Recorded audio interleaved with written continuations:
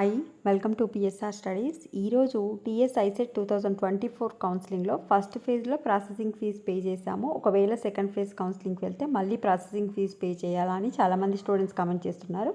Video యొక్క పూర్తి వివరాలు తెలుసుకుందాం. వీడియో చూసిన వాళ్ళు తప్పకుండా వీడియో లైక్ చేయండి, ఛానల్ని సబ్స్క్రైబ్ చేసుకోండి. ప్రాసెసింగ్ ఫీజ్ అనేది కౌన్సిలింగ్లో ఒకటేసారి పే చేస్తాము. ఫస్ట్ ఫేజ్లో కనుక మీది ప్రాసెసింగ్ ఫీజు పే చేసి సర్టిఫికేట్ వెరిఫికేషన్ అయిపోతే సెకండ్ ఫేజ్లో ఈ 2 స్టెప్స్ అవసరం లేదు. డైరెక్ట్ వెబ్ ఆప్షన్స్కి అనేది పెట్టుకోవాలి. సో ఫస్ట్ ప్లేస్లో ప్రాసెసింగ్ ఫీజు సర్టిఫికేట్ వెరిఫికేషన్ అయిపోయిన వాళ్ళు డైరెక్ట్ ప్రాసెసింగ్ వెబ్ ఆప్షన్స్ పెట్టుకోవాలి. ప్రాసెసింగ్ ఫీజు మీకు ఉండదు.